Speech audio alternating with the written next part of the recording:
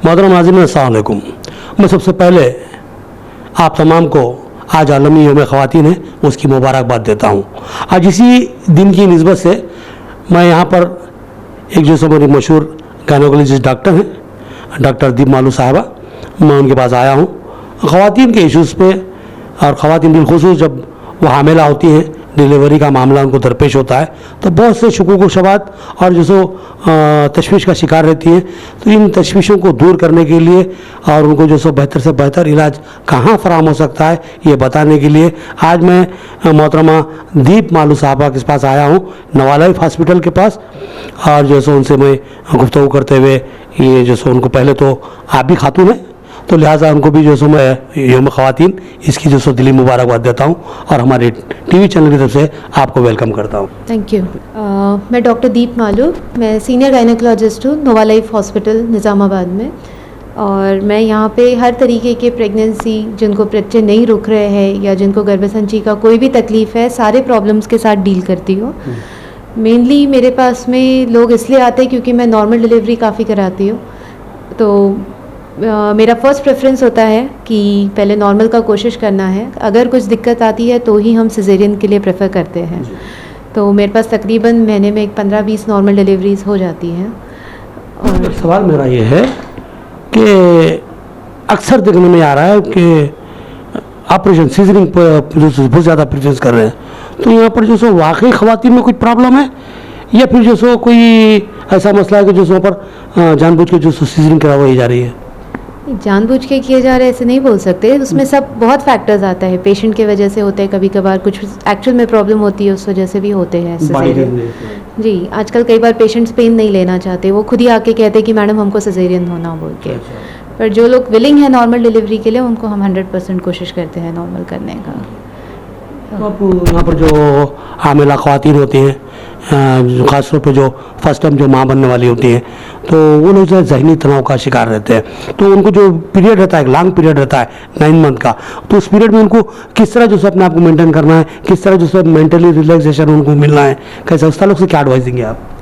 इसलिए जब वो मंथली विजिट्स पे आते हैं तो उनको हर महीना कुछ ना कुछ एडवाइस दी जाती है। उनको बताया जाता है कि ये महीने में ऐसा क्या खाना है, क्या करना है। जैसे डेली वॉकिंग करने से नॉर्मल का चांसेस बढ़ जाता है, थोड़ी बहुत जो एक्सरसाइजेज होती है वो सब बताए जाते हैं उनको। 90% प्लेसेस पे जैसे ये बात सुनने में आ रही है कि बेड रेस्ट ले लो, बेड पे आराम करो। तो ये बेड पे आराम जो करते हैं, जो सुने कि बिल्कुल कोई औरत काम नहीं करना, जैसे बिल्कुल जैसे अपनी जगह बैठे रहना, तो इससे लेडीज़ को फ़ायदा है या नुकसान है? मैं आपसे सवाल करूँगा। बेड रेस्ट एक 10% प्रेगनेंसीज को लगता है। जैसे मान लीजिए प्रेगनेंसी में किसी को ब्लीडिंग हो रहा है या किसी की माएँ नीचे की तरफ है, कुछ ऐसा रिस्क है तो बेड रेस्ट बोला जाता है, नहीं तो हर एक को ज़रूरी नहीं होता। और तीन बात है ये मैडम की, जो जिस तरफ उन्होंने मुतवज्जा करा है कि आपकी ज़रूरत के लिहाज से आपको जो सो बेड रेस्ट की ज़रूरत पड़ती है, लेकिन अगर ऐसी कोई बात नहीं है तो आप अपनी नॉर्मल ज़िंदगी गुजार सकते हैं और उसमें कोई परेशानी नहीं है और उसको जो सो कोई नुकसान पहुंचने का अंदेशा नहीं है। तो अब जो सो मैडम जब आपके पास लोग रुजू होते हैं तो सबसे पहले जो सो मेंटली सेटिस्फेक्शन होना है, तो आपको जो सो जब पेशेंट आपसे मिलता है तो उसको किस तरह से आप सेटिस्फाई करती है? उनसे बेसिकली पेशेंट्स का पूरा प्रॉब्लम सुनना बहुत ज़रूरी है। वो जो भी बोलते हैं पहले तो उनका प्रॉब्लम सुन के उस पर जितना कोशिश करे उतना उनको एक क्या इलाज कर सकते हैं वो पूरा बोलती हूँ मैं उनको। जैसे नॉर्मली प्रेगनेंसी में बैक एक का तकलीफ़ हो गया, वॉमिटिंग हो गया, ये सब प्रॉब्लम्स बहुत कॉमन है। तो हर चीज़ के लिए दवाइयाँ लिख के नहीं होता, प्रेगनेंसीज़ में थोड़ा दवाई कम दिए तो बेहतर रहता है। तो बैक एक के लिए नॉर्मली आप गर्म पानी से सेकना, स्प्रे करना, क्या क्या कर सकते हैं वो पूरा एडवाइस उनको दिया जाता है। मैडम की और एक बात मैं समझ रहा हूँ कि बहुत ही अहम बात है, मैडम ने अभी बताया और उस पर गौर करने की ज़रूरत है कि प्रेगनेंसी के दौरान यानी कि हमल के दौरान जो है सो कम से कम मेडिसिन इस्तेमाल की जाए। मैडम को मशवरा है और बहुत अहम मशवरा है। दिखाया जा रहा है कि जो है सो सेहत को लेके बच्चे की फिक्र करते हुए बेशुमार जो सो दवाएं इस्तेमाल कर रहे हैं और ये हमारे मैडम की नज़र में मुनासिब नहीं है। मोहतात दवाओं का इस्तेमाल बहुत ज़रूरी है। साथ में मैं समझता हूँ कि जो सो अरे के बच्चा भी सेहतमंद हो, माँ भी अच्छी हो, तो उसके लिए कोई जो सो क्या बोलते हैं अपने फूड्स क्या इस्तेमाल करना चाहिए? खाने में आप बेसिकली ऑलमोस्ट सब फ्रूट्स जनरली बोलते हैं पपाया पाइनएप्पल नहीं खाना चाहिए, अदर देन दैट बाकी पूरे फ्रूट्स चलेंगे। ड्राई फ्रूट्स रात में बोलते हैं पानी में भिगा के अगले दिन सुबह खाइए। दूध, अंडा, ये सब नॉर्मल रूटीन चीज़ें सब खा सकते हैं। बाकी जो आजकल जंक फूड या फिर ये सब चल रहा है, ये सब चीज़ें अवॉइड इससे करनी। बचना चाहिए, बिल्कुल सही बात है। बहुत ही अहम मशवरा है। और यहाँ पर और पपाई दो चार जो गर्म किस्म के जो फल होते हैं, मैडम ने कहा उससे एहतियात करनी ज़रूरी है और इससे जो सो नुकसान पहुँच सकता है, लेकिन तमाम फ्रूट्स खाए जा सकते हैं। और उसी तरह जो मखवी ग़िज़ाएँ हैं, यानी कि जो खाने से ताकत आती है जिससे, वो ग़िज़ाएँ खाना बहुत ज़रूरी है। और उससे हट के भी जो उन्होंने दो चार मशवरे दिए। मैडम अक्सर ये देखने में आ रहा है कि थोड़ी सी हालत क्रिटिकल हो गई, क्योंकि जो सो यहाँ पर अब रिस्क हो सकता थोड़ा, इसके लिए हमको रिस्क लेना पड़ता, लेकिन डॉक्टर्स दिखाया जा रहा है कि रिस्क लेने के लिए तैयार नहीं है। हैदराबाद रेफर कर दे रहे, कहीं दूसरी तरफ रेफर कर दे रहे। तो ऐसे क्रिटिकल जब केसेस आपके पास आते हैं तो आपका क्या रूल होता है, आपका यानी कि आपका क्या अंदाज़ होता है? नहीं, मैं यहाँ पे हर तरीके के क्रिटिकल केस मैनेज कर चुकी हूँ। जिनको प्रेगनेंसी में फिट्स आया है से लेके जिनको प्लेटलेट काउंट कम होने का, जो सफ़ेद खून बोलते हैं, वो कम हुआ, वैसा भी केस ऑपरेट किया है, सब किया है। यानी हम लोग ऑब्वियसली हर पेशेंट को ऑप्शन देते हैं हैदराबाद का, लेकिन हर चीज़ यहाँ पे भी होती है। जिनको कार्डियक प्रॉब्लम है, जिनको किसी और चीज़ का तकलीफ है, वैसा हर केस यहाँ पे किया है। जी, बहुत खूब। मैं तो समझता हूँ कि जो सो मैडम की उम्र बहुत कम है, लेकिन जो सो मैंने सुना था कि इनको बहुत ही तजुर्बा है और उन्होंने बहुत ही नाजुक हालात में जो आने वाली जो सो ख़वातीन को जो सो डील किया और जो सो बहुत ही कामयाब जो सो उनकी डिलीवरी करवाई। ये बहुत ही खुशी की बात है। कम उम्र होने के बावजूद भी उन्होंने जो सो अपने जो तजुर्बे का अब तक मुजाहरा किया है, और उसको हम खातिर ख्वाह नहीं बल्कि कामयाब कहेंगे, और उन्होंने जो सो बेहतरीन नताइज हासिल किए हैं। और कई क्रिटिकल डिलीवरीज जिनके ताल्लुक से डॉक्टरों का ये ख्याल था कि इनका बचना मुश्किल है, उन्होंने कामयाब ऑपरेशन किया और कामयाब डिलीवरी की। आज जो बच्चा और माँ दोनों ही सेहतमंद है। इस ताल्लुक से हमें मालूमात हुई थी, इसलिए हमने इनका रुख किया, इनसे पूछा और जो सो इनसे बात की। और ये हम ये बताना चाहते हैं ख़वातीन को जो सो कि आप किसी किस्म के ज़हनी तनाव का शिकार ना हो। आप अगर परेशान हैं, किसी अच्छे डॉक्टर से रुजू होइए। और जो है सो हमारा तो सीधा सीधा मशवरा ये है कि डॉक्टर दीप मालू साहिबा से आप रब्त पैदा कीजिए और जो है सो इनके इलाज से इस्तेफादा कीजिए, क्योंकि अल्लाह ने इनके हाथ में महारत दी है, इनके हाथ में तजुर्बा दिया है और उनको अच्छा खासा एक्सपीरियंस है। तो इस दवाखाने से पहले आप इससे पहले कहीं और खिदमत अंजाम दिए थे आप? निज़ामाबाद में यहाँ से पहले होप हॉस्पिटल में काम किया है मैंने। कितने साल का एक्सपीरियंस है? मेरा वैसे पोस्ट ग्रेजुएशन 2015 में हुआ है जी। उसके बाद में मैंने बहुत जगह जगह काम किया है। मैंने बॉम्बे में काम किया है, हैदराबाद में फर्नांडिस हॉस्पिटल में काम किया है, मैं केरला गई थी, मैंने 6 महीना यूके में भी ट्रेनिंग ली है। यानी कि आपको बहुत ही तजुर्बेकार डॉक्टर कहा जा सकता है, यानी कि छोटी सी उम्र में आपने बहुत ही तजुर्बा हासिल किया है।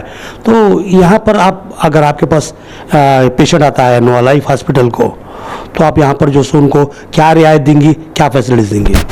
यहाँ हमारे पास हाई रिस्क प्रेगनेंसी से लेके लैप्रोस्कोपी सर्जरीज, हिस्टेरेक्टमीज़, जो गड्ढा मायोमेक्टमी बोलते हैं, गड्ढे निकालने का ऑपरेशन, फैमिली प्लानिंग, लैप्रोस्कोपी से हाथ वाला सब पूरा सब हर चीज़ होती है। नॉर्मल डिलीवरी की हम 100% कोशिश करते हैं कि हॉस्पिटल में अगर आप देखे जाए तो सिंगल रूम फैसिलिटी भी है हमारे पास में, यानी हर पेशेंट को एक इंडिविजुअल रूम दिया जाता है। और आईसीयू है, आईसीयू में वेंटिलेटर, डायलिसिस मशीन, सब चीज़ का बैकअप है मेरे पास में। तो कोई भी हाई रिस्क पेशेंट हो, चाहे बीपी, फिट्स, किसी भी चीज़ की तकलीफ़ हो, हम वो केस से डील करते हैं। मैडम एक सबसे बड़ा मसला जो है, अक्सर ये शिकायत बहुत ज़्यादा सामने आ रही है कि जो जब ख़वातीन डिलीवरियों के लिए आती हैं या ऑपरेशन के लिए आती हैं तो उनको ऑपरेशन थिएटर में ले आया जाता है, तो वहाँ पर जो सिवाय एक लेडी डॉक्टर को छोड़ के तकरीबन स्टाफ यानी कि जो 50-60% स्टाफ जेंट्स होता है, जिससे ख़वातीन जो शर्मिंदा रहती है, परेशान रहती है और वो दवाखानों को आना नहीं चाहती। तो यहाँ पर आपके पास क्या जो जेंट्स ही है या फिर जो आपके पास फीमेल स्टाफ है? हमारे पास में हमारे फिजिशियन भी फीमेल डॉक्टर है, हमारे एनेस्थेटिस्ट भी फीमेल है, मेरा पूरा जो असिस्टेंट स्टाफ है वो पूरा फीमेल्स ही है। यानी कि आपके साथ ऑपरेशन थिएटर में कोई जेंट्स नहीं रहते? जी नहीं रहते। नहीं, क्योंकि जो कि हमारे अगर मुस्लिम ख़वातीन आती हैं तो उनको जो कोई स्पेशली ट्रीटमेंट यानी कि पर्दे का इंतज़ाम ऐसा कुछ किया जाता है आपके पास? जी बिल्कुल किया जाता है। एक सवाल करूँगा मैडम, यहाँ पर एक ऐसा सवाल है जो किसी यानी के हॉस्पिटल के जो सो मैनेजमेंट से नहीं पूछा जाना चाहिए, लेकिन मैं पूछ रहा हूँ। अगर कोई गरीब पेशेंट आपके पास आता है तो जो सो उसके पास पैसों की कमी रहती है, क्या आप उसके साथ रियायत करेंगे? यानी कि जिसके पास ज़्यादा पैसा नहीं रहता है लेकिन उसको जो सो एक अच्छे ट्रीटमेंट की ज़रूरत होती है, वो आप पे भरोसा करके आप पे उम्मीद रख के यहाँ आता है, तो क्या आप उसको फीस में कमी करेंगे, उसको रियायत देंगे? हाँ, हम लोग अभी तक देते भी आए हैं। काफ़ी लोगों को हमने हेल्थ कार्ड भी दिए हुए हैं, तो उस पर भी डिस्काउंट होता है। एंड कोविड टाइम में जब लोग गवर्नमेंट हॉस्पिटल जाने से घबरा रहे थे, तो उस वक्त भी हमने काफ़ी लोगों को यहाँ पे इलाज किया था। बहुत लोग आए थे और उनको यहाँ पे काफ़ी कम में भी किया है। लोग स्पेशली जैसे रिलीजन के जो बड़े हैं, पंडित हो गए, मूल साहब हो गए, ये लोग, इनको करीब 20-30% डिस्काउंट भी दे देते हैं। तो मोहतरम नाजरीन, ये हैं हमारे डॉक्टर दीप मालू साहबा, जो ये बता रही थी कि नवा लाइफ हॉस्पिटल में ये इनकी खिदमत जो सो जारी हैं और उन्होंने गुज़िश्ता करीब 7-8 साल से जो सो इस फील्ड में खिदमत अंजाम दी है। बहुत सी ख़वातीन की जो सो उन्होंने डिलीवरियाँ की है, उससे हटके दीगर इमराज के भी उन्होंने इलाज किए हैं और दीगर इमराज होते हैं तो वहाँ पर भी उनका कामयाब इलाज उन्होंने किया है। और साथ ये बता रही है कि जब क्रिटिकल से क्रिटिकल भी केस आता है तो उसको मुमकिन हद तक यहीं पर डील करने की कोशिश करती है और उनका यहाँ पर इलाज करती है, और ऐसे कई मामले उन्होंने किए हैं और लोग सेहतियाब हैं। तो और आखिर में हमने ये भी पूछ लिया कि अगर कोई गरीब इनसे रुजू होता है, परेशान हाल शख्स इनसे रुजू होता है, तो उन्होंने बताया कि हम ऐसे लोगों की बराबर मदद करते हैं, इनसे कम से कम फीस दी जाती है। और बिलखुसूस जो सो मुख्तलिफ जो सो मज़ाहिब के जो बड़े जो सो पंडित होते हैं, उलमा होते हैं, मसाजिद के पेशमाम होते हैं और दीगर जो रिलीजनों के जो सो सरबराह होते हैं, मजहबी रहनुमा होते हैं, उनको खुसूसी तौर पर इस दवाखाने की जानिब से डिस्काउंट दिया जा रहा है और डिस्काउंट 20 से 30% के दरमियान दिया जाता है, ये बता रहे थे। और कंसल्टिंग फीस तो उनके फैमिलीज़ को जो सो बिल्कुल फ्री है, ये हमें जो सो मैनेजमेंट ने बताया। तो बहरहाल ये थे मोहतरमा दीप मालू साहबा, जिनसे हमने आलमी यौम ख़वातीन के मौके पर बात करना ज़रूरी समझा। उन्होंने हमसे बात की और हमारे सवालों के जवाब दिए। हम समझते हैं कि इससे ख़वातीन को तशफ़ी मिलेगी। हम लिहाजा अपनी बात को सिमेट लेते हैं और आपसे रुख़सत चाहते हैं। इजाज़त दीजिए। अल्लाह हाफ़िज़।